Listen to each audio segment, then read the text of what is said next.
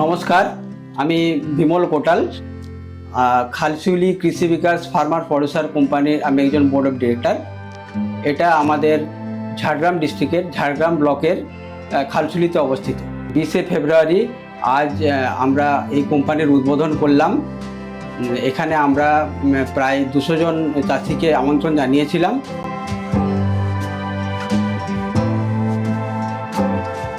খালসিউলি সংলগ্ন প্রায় 6 থেকে 7টা গ্রামের মধ্যে সবজি চাষ হয়, আর টোটাল প্রায় 2 থেকে 2.5 হাজার কৃষক এর মধ্যে যুক্ত আছে।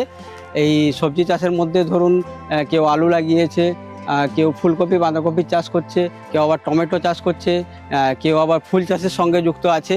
এখানে যা চাষি আছে তার মধ্যে প্রায় 30% কৃষকেই এই চাষাবাদে সবজি চাষের সঙ্গে যুক্ত আছে। এখন এই আলু বীজের দাম আগের তুলনায় প্রচুর 3 গুণ বেড়ে গেছে। আগে ছিল যে আলু 50 কিলোর বস্তা জলন্ধর 600-700 টাকা, এখন সেটা 2200-2400 3000 টাকা বস্তা হয়ে গেছে।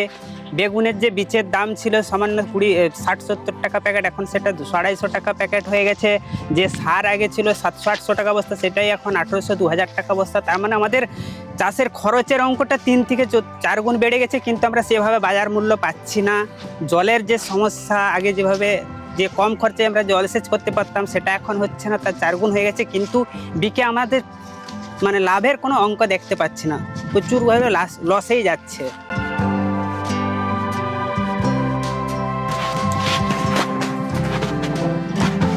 আগে চাষাবাদের যেসব সরঞ্জাম ছিল, গরু নাঙল দিয়ে চাষ করতে খুব কম সীমিত খরচেই চাষাবাদ হয়ে যেত। এখন যান্ত্রিক আমাদের যে নাঙলের যে ভাড়া বা ট্রাক্টর পাওয়ার টিলার ওসবের ভাড়া নিয়ে চাষাবাদের খরচ অনেক বেড়ে গেছে। জলসেচ যেটা আগে খুব কম পয়সা হয়ে যেত, এখন সেটা আমাদের ইলেকট্রিক খরচ অগাধ বেশি বেড়ে যাওয়ার জন্য চাষের খরচের অঙ্কটা অনেক 3-4 গুণ বেড়ে গেছে। বর্তমানে চাষাবাদ করার জন্য যে চাষ মানে জমি নাঙল দিয়ে চাষ করার খরচ অনেক বেড়ে গেছে। ওইটা যদি এখন আমরা হ্যান্ড ট্রাক্টর বা পাওয়ার টিলার এসব যদি আমরা ভর্তুকি মূল্যে কোথাও সহায়তা পেতাম, সেটাই আমাদের চাষের সুবিধা হতো। বা এই বীজ কীটনাশক রাসায়নিক সারের মূল্য এখন 3 গুণ 4 গুণ হয়েছে, ওটা যদি আমরা কোথাও সস্তা মূল্যে কিনে ক্রয় করতে পারতাম তাহলে আমাদের চাষের খরচ কিছুটা কমতো, তাতে আমাদের চাষিরা সবাই উপকৃত হতাম। আর আমরা এই বিক্রি করে মালটা অনেক সময় যখন সবের বাড়িতে ফলে গেল মালটা ব্যাপক হারে, তখন আমরা কোনো বাজার মূল্য পাচ্ছে না, সস্তায় আমরা ফলেদেরকে বিকতে হচ্ছে। সে যদি সেরকম নির্দিষ্ট ভালো বাজার পেতাম বা মালটাকে আমরা সংরক্ষণ করে রাখতে পারতাম কিছুদিন, এইসবের যদি কোনো সমস্যা ফেসিলিটি আমাদের পাওয়া যেত তাহলে খুব উপকৃত হতাম।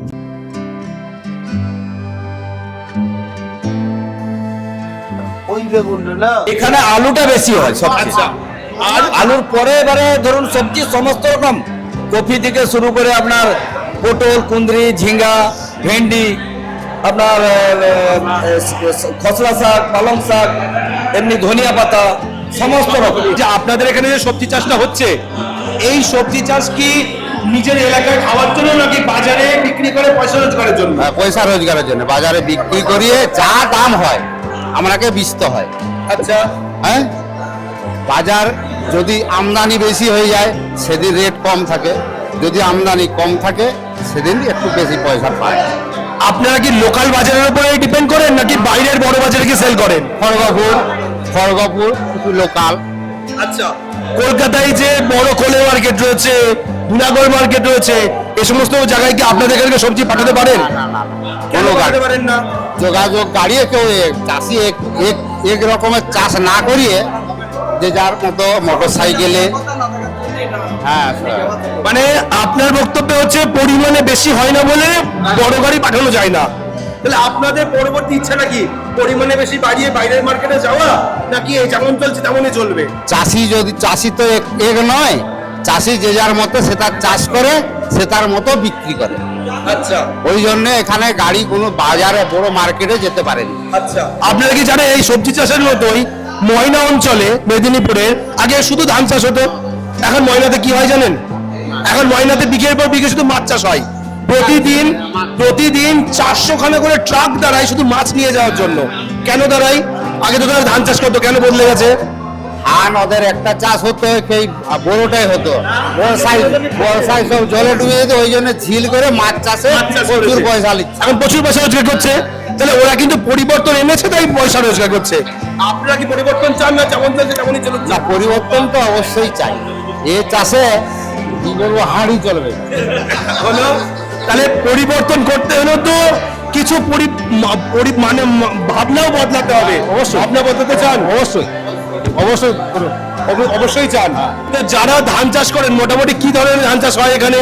সুপর্ণা, আচ্ছা আপনার 117 অন্নপূর্ণা, আচ্ছা তারপর যুবরাজ, এই ধরনের আমরা হচ্ছে 3 ধরনের ধান চাষ করি আমরা। 86 একটা আর একটু যেটা নিচু জমি, যেটা ধানটা পড়ে যায়, এরকম যুবরাজ বা হচ্ছে 117, 114 এই টাইপের ধান আমরা চাষ করি। সকালে কদিন জমিতে জল জমে থাকে যদি জমিটা ধান চাষ না করেন?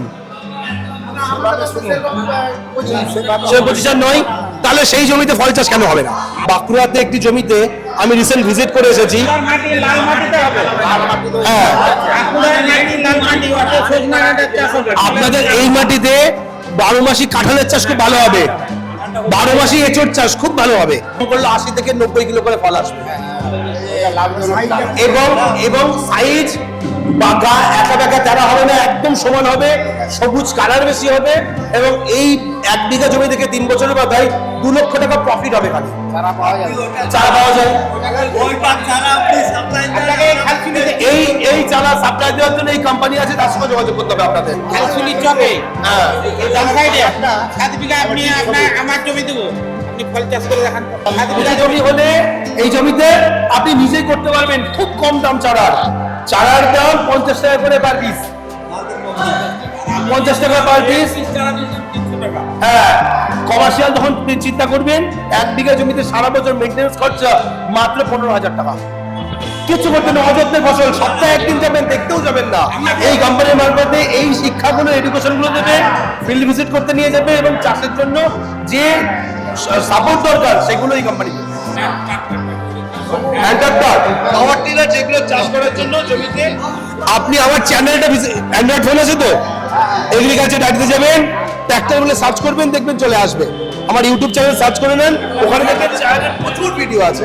আপনারা চাষিদের বক্তব্য শুনলেন এবং সে জায়গায় আমাদের যেটা করণীয় আছে, আগামী দিনে আমরা সার, বীজ, ঔষধ যাতে আমরা কম দামে চাষিদেরকে দিতে পারি তার একটা ব্যবস্থা করে দেব। এবং তার সঙ্গে সঙ্গে আমরা কৃষি যন্ত্রপাতি ভর্তুকি মূল্যে যাতে চাষিরা পায় সেটার একটা ব্যবস্থা করে দিতে পারি।